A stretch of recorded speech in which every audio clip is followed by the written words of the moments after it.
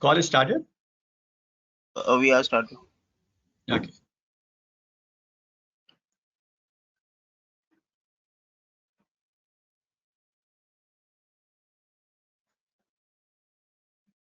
Oh, we are live now, so you can start. Okay. Very, very good morning to everyone, all those customers who have joined. I know it's a Sunday and it takes some efforts to cut off your personal time and join this call. I assure you, probably by end of this call, you will take on some benefits out of this. First of all, today being a very, very special day, I wish everybody a happy Lori, a happy Makar Sankranti, a happy Khichdi, happy Pongal, and there are multiple festivals throughout India on this day. In fact, this interesting fact is that these are the few festivals which are being celebrated based on solar calendar rather than our lunar calendar, which is like which shifts as per moon. So, in fact, every year we have these festivals fixed on 14th, and what a great day to start this interaction and with Mr. Sunil Subramaniam. So I'll quickly brief you all, the investors who have logged in, about Mr. Sunil. Mr. Sunil has joined Sundaram Mutual Fund almost 2 decades back, September 2005, and he has played various roles during his tenure. Mr. Sunil has been recognized as by the Economic Times as one of the most promising business leader of Asia for 5 consecutive years, from 2018 till 2022. He has also been recognized by CNBC TV 18 and Asia One under India's greatest brands and leaders. Mr. Sunil has Masters in Business Administration from the Open University Business School, London, and is an MSc graduate from IIT Madras. He is also a certified associate of Indian Institute of Bankers.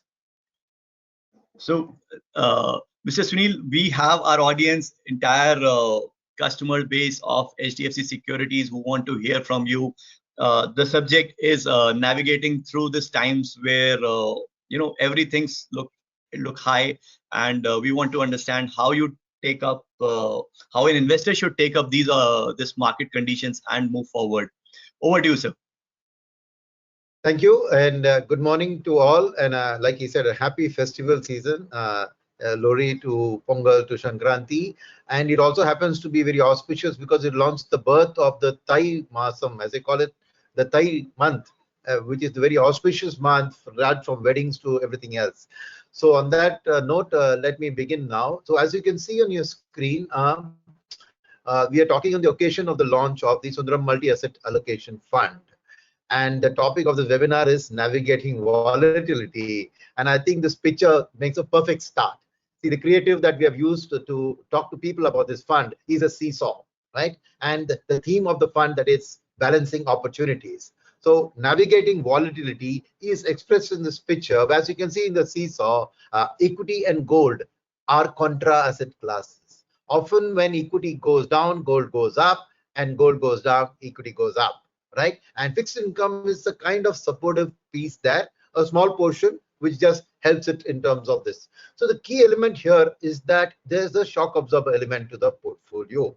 So as you can see, balancing opportunities, the seesaw, a shock absorber, all of these are essentially talking about balancing the volatility in your portfolio. So with that in mind, let me just go back a few slides before to tell you that basically this kind of a product, a multi-asset allocation fund, is obviously very suited to moderate risk-oriented investors who want a long-term inflation as well as fixed income beating return with lesser risk, right? Now, such customers is what the product is designed. But as I will show you in the course of the presentation, even an aggressive equity investor can take advantage of this fund to help navigate volatility, right? So coming to that perspective, right, this is the category average, because if you see the kind of funds that are there in this type of hybrid funds are the aggressive hybrid, 70-30 equity, balanced advantage, which has 65-35 equity but uses arbitrage to reduce equity risk, and equity savings, which is roughly an equal mix between arbitrage, debt, and equity. Right. So as you can see on the right hand side, the benchmark of these funds as well as the fund manager's average performance, these are by and large delivered what a moderate investor wants, which is inflation beating, obviously double-digit returns or inflation beating, and also a good fixed income beating. So in fixed income, you may recall that as of this March, in the finance bill, the tax element of indexation, both for fixed income as well as for commodity ETFs, was removed by the finance minister. Hence, today, to participate in those things, right, an equity-oriented taxation is very beneficial, and all of these categories that I've mentioned here are equity-oriented taxation. So with a 10% tax, you can see that they healthily beat a regular fixed deposit and those kind of instruments. So with this, now a new fund category got added with strength. It has always been present in the industry, but I have circled this. So as you can see, of the various things, conservative hybrids or debt-oriented hybrids, they no longer have tax advantage. But the other three which I spoke about, you can see that steadily there has been an interest by investors in the multi-asset category, and almost as 50 to 60, 75% of the monthly inflows into mutual funds are coming in this category. Now, obviously, they have got a new sense of life because of this whole tax-oriented treatment. But as you can later see, this benefit occurs across multiple types of investors too. So back to the slide here. And a brief, what does multi-asset allocation does SEBI say? SEBI says that you have 3 asset classes minimum, which is an equity, a debt, and a commodities, and you should keep 10% each, right? Now, fund houses have launched equity-oriented funds as well as debt-oriented funds. So in equity-oriented, which is what Sundaram is launching, you have to keep 65% equity at all times. So enable that equity orientation, short-term 15% and long-term 10% capital gains taxation. So Sundaram is launching a 65%.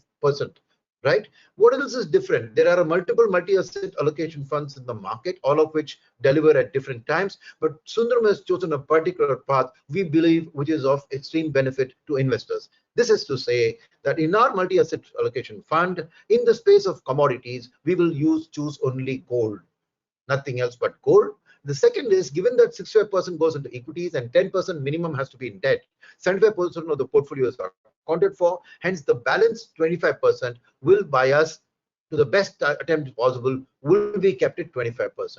So the thing which differentiates Sundaram's multi-asset allocation fund is one, only gold, second, maximum gold at all times, and I will explain how this helps manage volatility the best. Right? So to the extent that we have 10% in debt, we can do 20% in arbitrage to hedge the equity risk if we feel equity is very volatile or very highly valued. So as you can see in the top line there, we will use 50% of long only equity, that is pure equity, stocks and assets, and 20% can be used through arbitrage to take off the risk from equity. So the fund has that additional benefit to help navigate volatility. Right? Now, which is, as you would have seen from what we have specified there, this is more like a fixed asset allocation fund with 65% equity, 25% gold, 10% debt. Hence, the middle part here is that such a fixed asset allocation results in the elimination of the timing risk, that when that asset class is going to perform, you're already present in it. That's one of the big advantages of having a fixed asset allocation, which we are proposing, right? And this fund is positioned right in the middle of the risk return framework, right? So the extreme right, you have the small cap and sectoral equity funds. At the bottom end, you have the low risk, low return, liquid and short duration funds. In the middle comes this hybrid category. And what the multi-asset category as well, and our fund also tries to do, is take a similar risk somewhere like a balanced advantage fund and a aggressive hybrid, but try and deliver better returns than a balanced advantage fund. That's the target of this fund. Now, why have we chosen gold? Because gold, if you see, over a period of a year, 2 years, 3 years, 25 years, has consistently beaten the broader commodity index and the broader metals index. So we feel that a simple choice of gold will help investors deliver better returns. The second is doing a rolling returns analysis of the MCX gold price index since October 2005, a period of 18 years, tells you that on an average, gold on a standalone basis has delivered 11 to 12, barring a 10-year period when that return was 9.2%. So as you can see, gold has the ability to beat inflation consistently even on its own. Now we come to an interesting point that there are 3 asset classes. How have we performed over the last 13 years? So this is the last 13 calendar years. If you can see, I've compared Nifty 50 with gold and with 10-year GSEC. And the green columns tell you which was the best performing asset class in that year. The red tells you the worst, and the yellow is in the middle. And the stunning result that you see from this 13-year comparison is that in calendar year returns, gold has outperformed equities and debt 50% of the years. That's 7 out of the 13 years, right? So this is a powerful statement on why gold should be in a part of your portfolio and how it can help you navigate volatility, right? Now, when you look at the historic performance of gold, right, when you look at it, gold acts as a shock absorber. And this is the point I want to dwell on why we believe Sundaram's multi-asset fund has a notch better than a broader, aggressive hybrid or a balanced advantage fund. Because aggressive hybrids and balanced advantages have only debt and arbitrage as the component, whereas this has gold additionally. So what do we mean by gold as a shock absorber? Please don't go by the English word of just shock absorption. Let's move into the automotive world and look at what does the shock absorber do in a vehicle, right? And I would contrast it with debt and arbitrage as acting like a speed controller in a vehicle. Then that will help me explain the concept to you a little bit better. So in the automobile world, you put a speed controller on your vehicle when you believe that when you get potholes and you get speed breakers, the impact on the vehicle suspension as well as on your back, the passenger's backs, is very severe. So you put a 60-kilometer, let's say, speed limit, and it gives you good protection when a pothole comes or a speed breaker comes. But when you're hitting the highway, it limits your ability to take advantage of the smoothness of the highway, right? You're limited to 60. So debt, by and large, gives you a return of a certain standard level where the markets are down or up, right? I'll demonstrate this with the previous slide back again. But shock absorber, the gold, when I use the word shock absorber in the automotive sense of the word, what a shock absorber does is it controls the impact on the vehicle when there's a pothole and a speed breaker. But when the highway comes, the shock absorber does not prevent your vehicle from speeding away.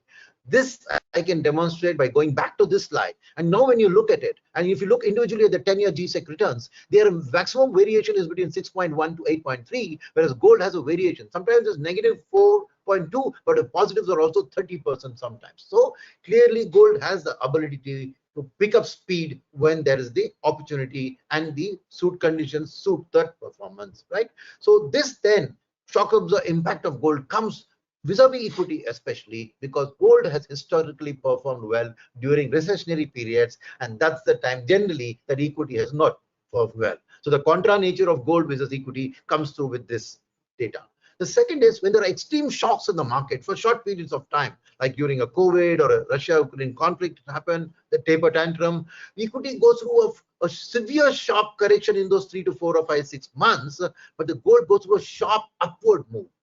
Whereas debt and arbitrage would have given you the same 6 to 8% balance, but gold has the ability to actually extract good returns out of a bad time, right? And hence, if you see in all these times, the position of gold in your portfolio would have helped you. Why does this happen?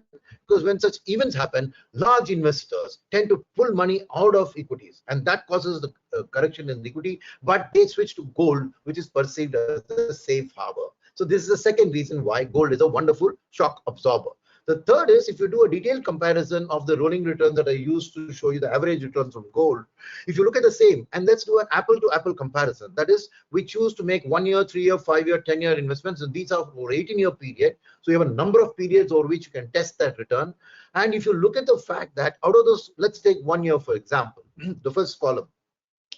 There have been 6,250 one-year investments you could have made in the history of the gold price index, right? The MCX index.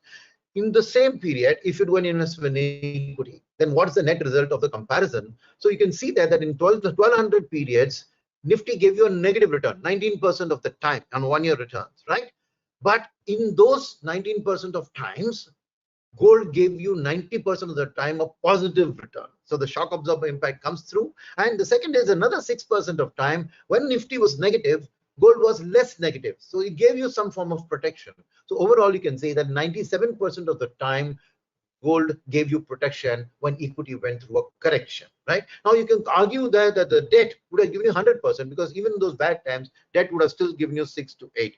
Fair enough. But the point is the beauty of gold as a shock absorber comes from the next slide. When the balance 80.8% of times when Nifty gave positive returns, 36% of the time gold beat Nifty on the upward trend too. So now you can see the difference between a speed controller and a shock absorber. The speed when it comes, there are times when gold beats Nifty when both are in fact doing well. And then there are another 38% of time, again, both are doing positive, but this time gold has been less positive. So yes, it hasn't delivered an alpha to you, but it has not given you negative and eroded your wealth. It's only the balance 26% of time that a Nifty has been positive, but gold has been negative. That's where the contra comes in, right? That's why they say there's a negative correlation, right? Now, when you put these two data sets together and come up to the 100%, you come up with some stunning facts. That on a rolling return basis, on a 1 year, 48% of the time gold has beaten Nifty. On a 3-year, same 48%. On 5 and 10 years, it's close to 40%, and in 15 years, it's 58%. So what this tells you is that gold is a wonderful contra asset to equity, and the times that equity doesn't do well, either by giving a low positive or a negative, gold is able to beat it almost half of those times. So ideally, in a multi-asset allocation portfolio, a 50% allocation to gold would have served us well. But like I said, there is a taxation disadvantage to not having 65% in equity. Hence, given that 65% is in equity and 10 in debt, 25 is the maximum gold. So I hope the case for why gold and why maximum gold at 25% have been made. Now, these are data points to prove this, but there is a logic inherent to why this makes sense, right? And that logic comes from the fact that there's a negative correlation between equity and debt, and when they sometimes do well together, or sometimes they go well together too. So that is then affected by the correlation index, which tells you that Nifty with gold has a negative, slightly negative correlation, right? In a way, if I can try to explain this negative correlation, right, it's like saying that it's a husband and wife couple. When the husband gets angry, the wife doesn't get angry. And the wives get angry, so they wait for a very happy marriage, right? So it is that gold and equity are both volatile asset classes, but their volatility occurs at different times. Hence, they make a perfect couple. So to that extent, I believe that we started off by saying that moderate risk investors, this is a moderate asset class within a hybrid asset class. But I believe that even for a regular equity investor who's got a higher risk temperament, right, a higher risk, probability to handle higher risk, right, he should also always invest in paper gold as an additional asset class, precisely because of the data that we've shown. Now, let me explain the logic of why this data turns out this way. So first is that there's differentiation over a business cycle. What do I mean? Every economy in this world goes through a cycle, right? There's a cycle of a recovery, an expansion, then a slowdown and a contraction, back to a recovery. In this cyclical period, contraction to recovery and recovery to expansion, generally equities does well. From a slowdown to a contraction, debt does well. But from an expansion to a slowdown, gold does well. For any long-term equity investor, then there are periods in time when debt is going to do well, there are periods in time when gold is going to do well, and some periods when equities, which is precisely what I'm bringing back this slide to tell you that in calendar year terms, so you've seen periods when consistently gold has done well for 3 consecutive years and equity has done well for 2 or 3 years. Debt, of course, only on 2 years out of 13 has been the best performing asset class, because those times both equity and debt haven't done too well. But this clearly shows you that if you're a long-term equity investor, there's a business cycle reason why gold will step up and manage the volatility that equity goes through at that time. Now, we said in the second reason why gold carries an inherent strength for people, and this is for both Indians and for NRIs, because when NRIs invest in India, they always look at the currency depreciation taking away some returns, whereas for Indian investors, this gold asset class can help enhance your returns. How is it so? If you look at the 5-year periods of returns of gold for an Indian, there's a dollar component of the gold price, like $2,000 that's selling now, and there's a rupee component where the depreciation adds to it. So if you see in this period, the light blue tells you the gold return, and the dark blue tells you the times that how it behaved. Well, in an odd time, the INR has actually appreciated between 2002 to 7, but in the rest of the periods, if you see, the INR has actually depreciated, added to the gold returns, right? That's the beauty of it. And if you look at the history of Indian currency's devaluation over a very long 23-year period, there's been about 47% absolute devaluation. That's about 2.75% per annum. But if you look at the shorter time frames between 3, 5, 10 years, you can see that as much as 7 to 8% depreciation can suddenly occur in shocks. In 3-year periods, in 5 years, you get between 6 to 7% sudden depreciations, and in 10-year periods, you get 3 to 4% sudden depreciations. So this depreciation, nobody can predict when it's going to happen. So if you're present in gold already in a portfolio, the gold return will automatically come in and get enhanced by the depreciation. This is the second reason why every equity investor must have gold in his portfolio to help navigate volatility, right? Now you come to the point that the combination of gold and equity in a multi-asset portfolio.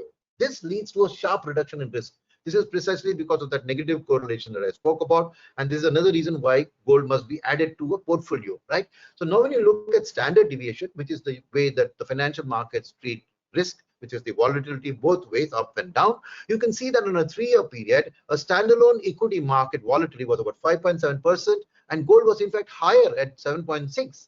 So gold is not like a safe asset class, it is also quite an actively volatile asset class.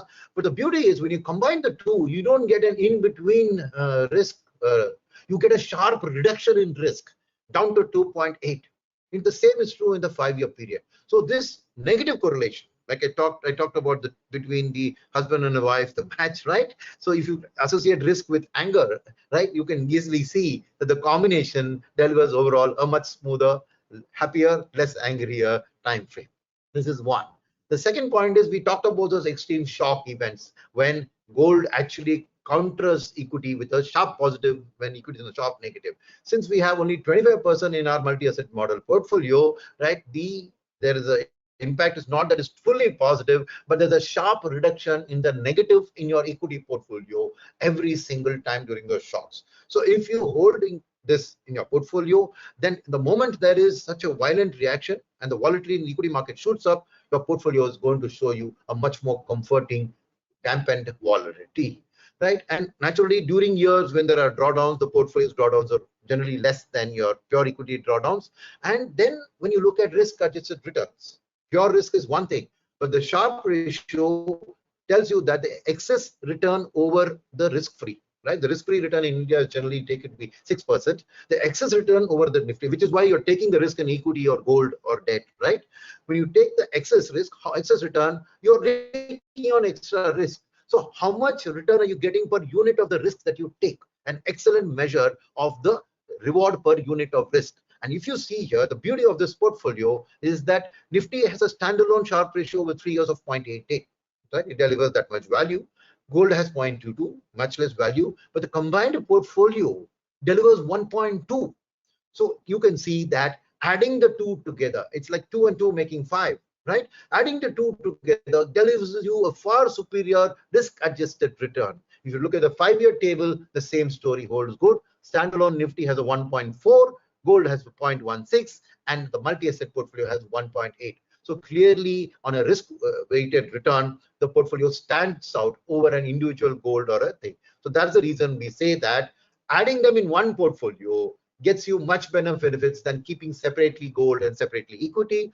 Plus, thanks to the finance bill, holding gold ETFs separately in your portfolio is tax inefficient because you suffer 30% taxation, whereas the portfolio allows you to buy the gold at a 10% taxation. So clearly post-tax returns are significantly enhanced if the equity investor acquires this through a multi-asset portfolio.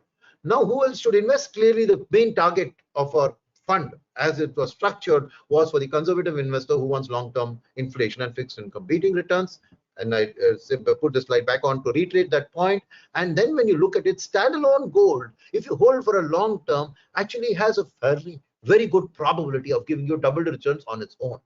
The second is that when you now combine them, you get complete loss protection. So looking at it from that moderate investor who wants the return beating inflation and fixed deposit, but doesn't have that stomach for so much risk and he doesn't want to see a loss. The beauty of this portfolio, if you do a rolling returns analysis of this portfolio over the last 13 years, and you look at it, a standalone equity investment for 3 years gave you a loss sometimes, and the worst loss that you faced was 6%, 5.8% per annum. And the worst loss in a similar investment in gold was 7.9% per annum. But when you put them together in a portfolio, right? This is the multi-asset portfolio back tested. It tells you that you never made a loss when you invested for 3 years. And the same obviously is true for 5 years. So in a form, by using a multi-asset allocation fund, you are buying insurance against losses. So when you buy insurance, there is a small insurance premium to be paid. What is that cost? Because the equity markets or the debt markets or the gold markets never give you anything for free. There is a cost to what you want. So if you want zero risk of loss over a 3-year period, what you're giving up, this table shows you, is that the probability of times that you beat inflation, and we have assumed 8% as a reasonable inflation target here, is 73% for a pure equity and 67 for this. So that change, that difference, the drop in the number of times you're able to beat inflation over a 3-year period drops by about 5 percentage points. That's your insurance premium. But when you look at an investment with a 5-year horizon, that difference drops dramatically to just 2%. That is 78% of the times an pure equity portfolio delivered 8% plus returns, whereas multi-asset portfolio delivered it 76%. You can all agree with me that 2% drop in that is a very, very reasonable cost to, in a way, to bear for the complete assurance that for a long-term investor, the multi-asset portfolio in the past through backtesting has never delivered a loss, right? Now, when you then compare it to a BAF kind of a product, what we have done here, and just putting the BAF, we have used the index comparison between the BAF product and our product, right? So the BAF index returns are on the right, and if you now compare the two and look at a point-to-point CAGR, right from 1 year to 18 years, right? You have seen that the multi-asset portfolio's benchmark beats the BAF's benchmark by varying amounts. And the benchmarks are delineated right below the table there. These are the SEBI prescribed benchmarks for the BAF, and our benchmark, because we've chosen 65% equity, 10% debt, and 25% gold, it reflects that mix. And the next table, I've just summarized this for a shorter period of, for specific periods like 1, 3, 5, 10, 15, you can see the multi-asset portfolio has consistently beaten BAF as a product. Do not go by the 1-year returns, which show 8% differentiation, because last year was a good year for both gold and for equity, and hence this shows up that way. But over a longer period of time, I would encourage you to look at the 10-year and 15-year, where at least 2% to 1.5% to 2% alpha has been delivered, and that should be the kind of range, right, which you get compared to a BAF kind of product. Your expectation should be anchored around that. But like I said, with remunerated no loss volatility. Hence, even if you use the multi-asset, because SIP is an excellent tool to manage volatility, right? Rupee cost averaging comes to your benefit. So if you then look at the SIP in this particular product as a backtesting basis, the pure equity has delivered 1 lakhs is what you would have got in 10 years of 1,000 rupees a month, right? Pure equity made it 2.6 lakhs. This fund has made it 2.4 lakhs. That is, doubled your value of 13.34% per annum, which I said, as I explained to you, compared to BAF, it's able to deliver that 1 or 2% alpha easily. And what you're giving up that is just that 1.5% that equity gave you better, but remember that you're getting complete loss protection over a minimum 3-year investment period. So I think it's good also as a good SIP vehicle. At the same time, we also understand that since we have a fixed asset rating product where there's clarity that we'll always have gold and that we'll have 25% gold, this helps people to take tactical approaches to gold. Say you feel that for 6 or 7 months, I'd like to add gold to your portfolio, because we are only going to be manufacturers allocating it in this form. But you can choose to increase or decrease based on your view of gold. To facilitate that, we have waived exit load from the scheme for 30% of your investment. So you put in 10 lakhs there, up to 3 lakhs, you can enter gold. If you feel that your view goes right, you make gains. You don't, when you take out that money, you don't suffer an exit load up to 30%, right? So obviously you will take care of the short-term or a long-term capital gains depending on when you do. But once you wait a year, most of your investment will be in the long term, because of the fact that any redemption you do, even in the second year, will be taken off from the first bucket, right? So I think that it's a good way for you to manage the volatility additionally to what the fund is doing. If you feel, no, that's 25%, I'd like a little more, right? That way you can add a little more. And if you're already an equity investor, you're adding 65% equity to your portfolio, but you're able to enter and exit gold with a minimal exit load up to 30% exit load free. And this feature also helps this fund to be looked at as a post-retirement systematic withdrawal plan, because dividend as a form is today taxed. There's a TDS at source and it's also added to your taxable income. But in a systematic withdrawal plan, when you take out money every month for your monthly expenses, right? What the beauty of it is that only to the extent of capital gains, and if you cross a year, up to 1 lakh of capital gains are tax free. So you're able to much more tax efficiently withdraw money from your fund. And you see, if you have 11 to 13% long-term return from this product, you can happily take out 10, 11% for your monthly expenses, putting your retirement money into corpus. And the beauty of this exit load waiver is that you can start your SWP without a short-term capital gains tax impact straight from the first month, because only towards the extent of the gains will you pay short-term capital gains tax, but exit load is waived fully for that up to 30%. So if you take out 8-10% per annum from a monthly basis, right? It's not a problem. Your entire systematic withdrawal will not suffer an exit load, and you can use this to plan your post-retirement cash flow needs also, right?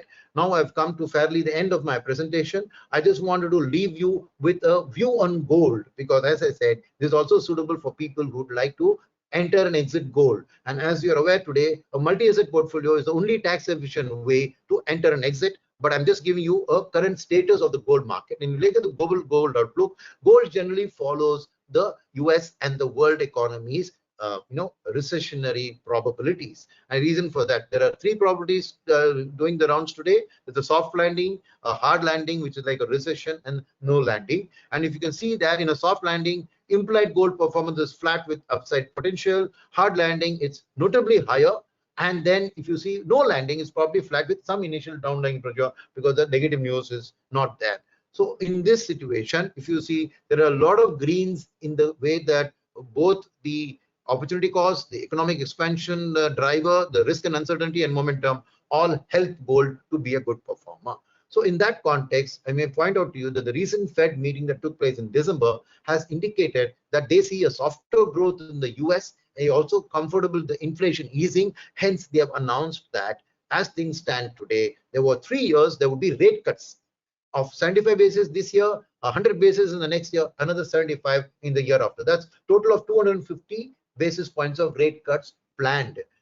In the past, rate cut cycles have seen an appreciable increase in global gold prices. That's one of the reasons to say that we are in a positive gold outlook scenario today. And the reason that happens is that when rate cuts happen, long-term interest rates also decline, and the dollar, which is the green line in the middle of the graph, you can see the dollar versus the rest of the world declines. So what happens is that when there is a weak dollar, the gold tends to appreciate because 59% of the world's currency reserves are housed in the dollar. So if you see a weakening dollar trend, then central bank managers like the Reserve Bank and the Fed tend to shift their assets. They already own about 11% of the total gold market, and today in their allocation, dollar is 50% because you're added gold into it now, and gold is 16%. So gold is a beautiful contra for them from a dollar investment perspective. Hence, a weak dollar translates into strong gold. And if you see in the middle of there, that from 11% 10-year average purchase, they are now buying 33% of the monthly demand for gold is accounted by these. And who are those? 9 of these are in the developing world, including countries like Russia, India, China, Saudi Arabia, and the like, because they want an alternative to the dollar, because with the world going through wars and all of that, and US putting sanctions on a lot of countries, a lot of these countries prefer to have an alternative. No alternative currency has come up. So this is now a vehicle of the central bank revolt against the dollar, if you may call it. So hence, if you see over an average of the last 10 years, they've bought between 400 to 600 tons of gold. But in 2022 and 23, given the Russia-Ukraine crisis and the rest of the stuff, you have seen them step up their purchases to 1,000 tons of gold each year in 2022 and 2023. Hence, gold has seen a sharp rise in the price over the last 1 year. And if you now look at the outlook for gold for the next year, now you have the Fed announcing a rate cut with the moderation in growth, expectation of rate cut, and continued buying.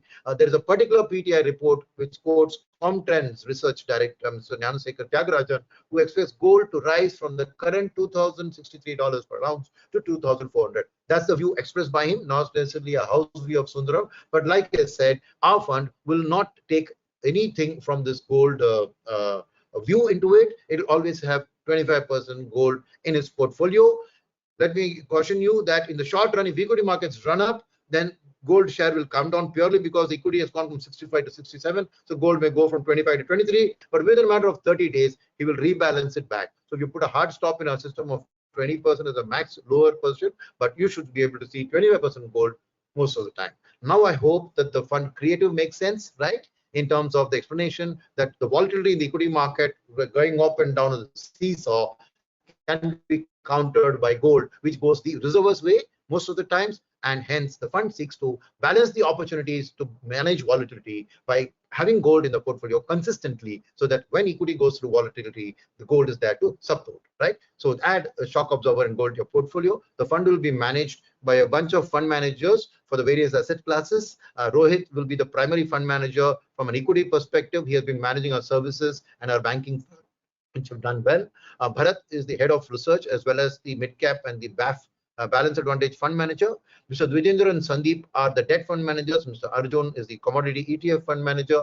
Both of these would essentially be directly translating that money. No views would be applied. Only the equity person would be using a multi-cap portfolio to drive. That's why we have chosen the Nifty 500 as the equity component of our portfolio.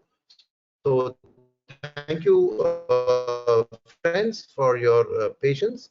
And Abhishek, I'm happy now to open the floor for questions. Thank you, Mr. Sunil. It was fairly a very elaborate presentation, and a lot of our clients were going in. In fact, I was getting, I was just checking with my colleagues how, so there were some colleagues, some clients who are talking about can we speak on Hindi, but probably we'll do another call because obviously the entire presentation was in English. So to all our investors, just to tell you, this category as a multi-asset category is gaining a lot of traction. Lot of total AUM in this category so far is 50,000 crores that is already being invested in this category. Just to tell you the average returns which these category of funds have made in last 3 months, I'm giving the data reference of January, 8th of January. 3 months returns has been 8.6%. 6 months returns has been 11.6%. 1 year has been 21. 3 years has been 15% CAGR. That means almost 35-40% kind of an absolute returns. And 5 year has been around 16% CAGR. That means around 80 plus kind of a returns. So secondly, just to tell all our investors, look, for different pitches, there are different batsmen required. So there, so Sundaram multi-asset fund, why it has been approved by a research, it has been basis the track record of the fund managers, the fund house itself, their reputation, how they do the risk management. Third is how they take up calls, how they behave in upside and downside of the market. And specifically for this kind of a fund, our research has, that's why they have shortlisted them, because that's what we believe that this will add value to our investors. Especially, you know, a lot of questions which have come are related to why one should buy in an NFO. So I will quickly touch upon, during a new fund offering, the fresh portfolio gets created. So when you're creating a fresh portfolio, there is no backlog of past. You create a fresh portfolio basis the funds the fund manager collects, and he has the wisdom of flexibility to participate into the asset classes he wants over 15 to 3 months. That's primarily where people do participate, and at times they get to I'll not say time the market, but yes, they don't enter at one point in time, unlike a regular fund where you just participate on that day's NAV. So that's where your portfolio, the fund manager uses his ability and a fresh with a fresh research and a fresh view that what should be the ideal allocation, and that's how the fund allocation happens. So I have addressed those questions. Why HDFC? Why to invest in an NFO? And as Mr. Sundaram already said, flexibility is already there for investors if they want to reshuffle their portfolio or position. There is a 30% kind of a zero exit load kind of an opportunity. But definitely this is a fairly long-term product.